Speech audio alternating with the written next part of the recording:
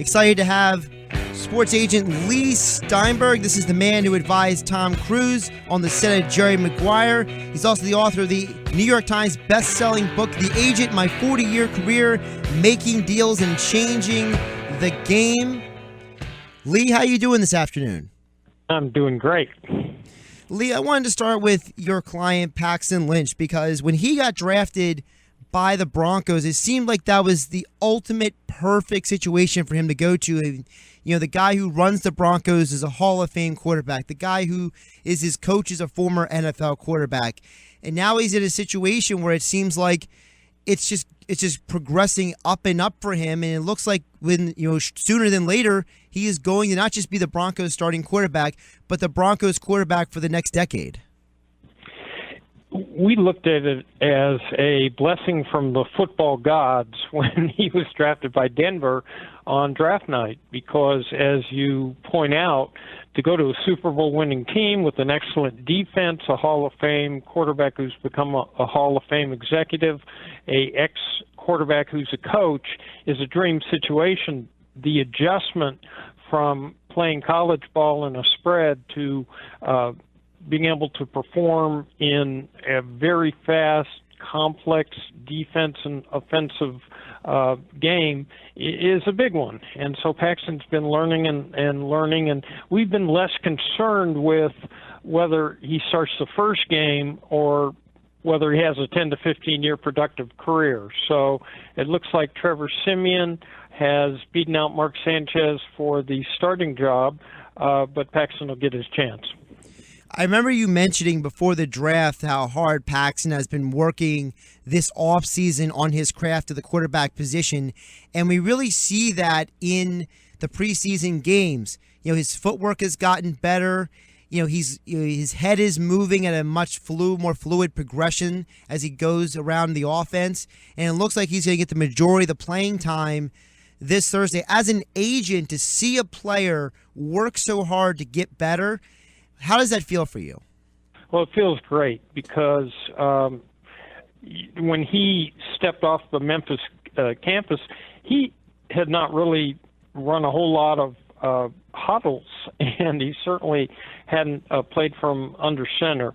So it's been a learning process. He had the good luck, and all these rookies did, of having OTAs prior to training camp, which gave him a month to practice with the team before he ever got to training camp. So that's been very helpful. And fortunately, that's a team in Denver where they run the ball more.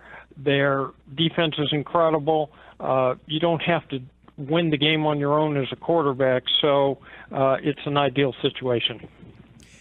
We're talking with Leigh Steinberg, sports agent. He's been around the game for 40 years. He's the author of the New York Times bestseller, The Agent, My 40-Year Career, Making Deals and Changing the Game. He also advised Tom Cruise on the set of Jerry Maguire 20 years ago.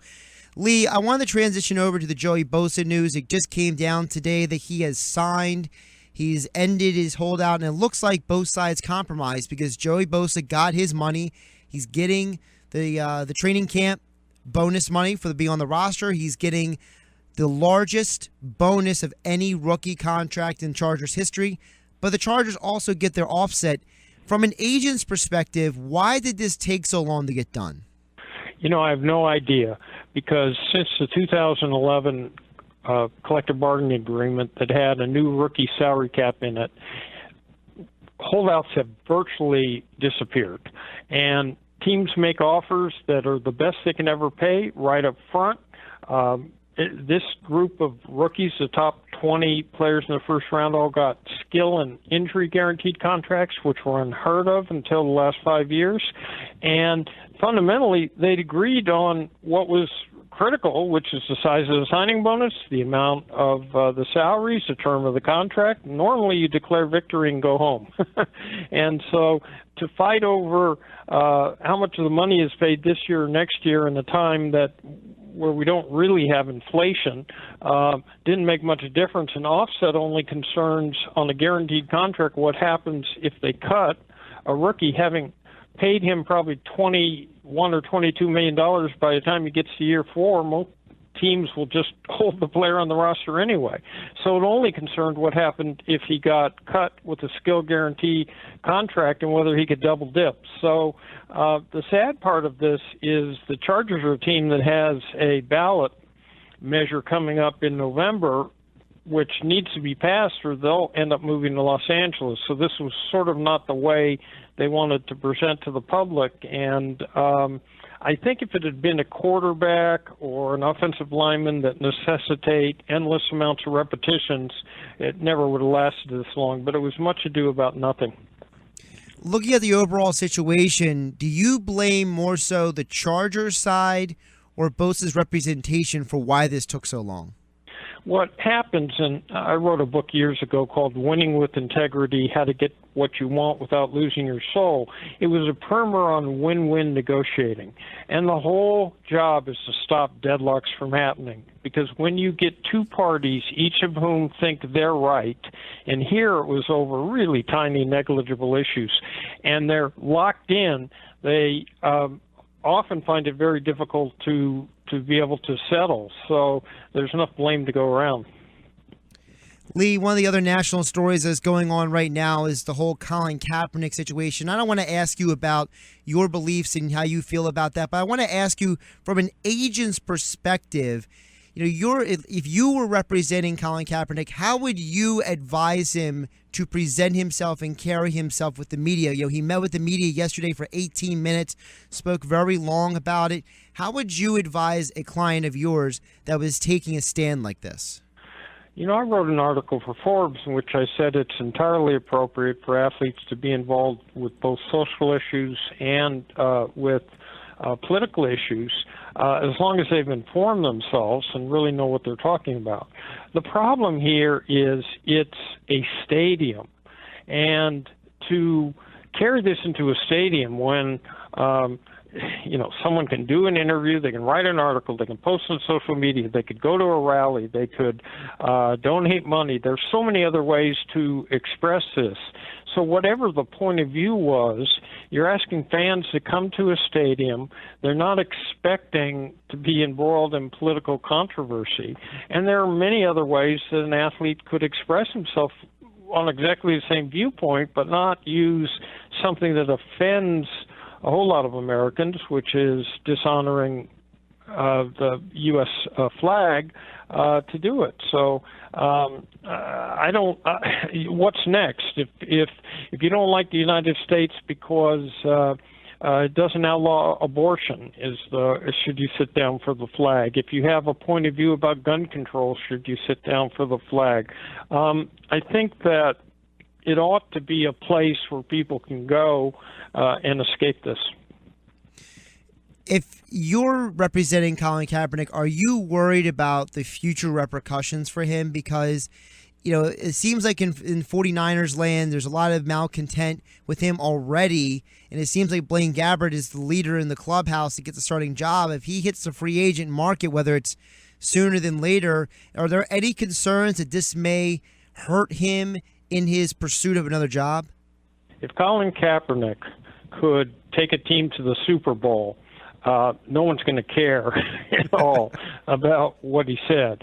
Whether he gets cut or not doesn't have anything to do with not standing up for the American flag. It has to do with the fact he's not playing as well, and BlaineGabbert's beating him out. So the two things inevitably are going to get co-joined, but they're not really the issue. And there were a whole group of athletes who spoke out on ESPN and other places about either rogue cops killing civilians or people shooting at police. Nobody got all that excited about it. This was using the stadium and the flag, in a country where we still have active servicemen, fighting in wars. It just went a step too far. We're talking with Leigh Steinberg, the author of the New York Times bestseller, The Agent, My 40-Year Career Making Deals and Changing the Game. He's also advised Tom Cruise on the set of Jerry Maguire. He's represented over 60 first-round draft picks. Leigh, before I let you go, I want to ask you, back here in our backyard, we're in the NFC East here in New Jersey. the Cowboys, they lose Tony Romo for 6 to 10 weeks. And to me, Tony Romo symbolizes what can go wrong when you invest so much of your franchise into one player. From an agent's perspective, you have a guy like Tony Romo, or you have a guy like Sam Bradford. These are guys who have injuries in their history. How do you present a player like that to an organization to make sure that player still gets compensated according to their worth, despite the fact that they have an injury history?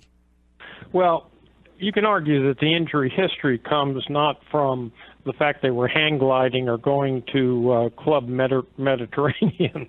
They were doing exactly what the club asked them to do. So they're still going to get paid. The problem comes that if you're paying quarterback number one a big cap number, then quarterback number two is usually not just a little bit worse, it's a big drop-off. And so I think teams make a mistake when they either keep two quarterbacks or don't invest enough in the second quarterback, because it's almost inevitable that the first quarterback's going to get hurt at least for a few games, if not the whole thing. And now that quarterback is become it's become a quarterback-centric game in the NFL. You got to invest more money at that position to make sure that this, which is almost predictable, is something that you can overcome. We've been talking with Leigh Steinberg, the agent for players like Paxton Lynch. Leigh, I appreciate you joining me. I know you got a busy schedule. Enjoy the rest of your day. My pleasure.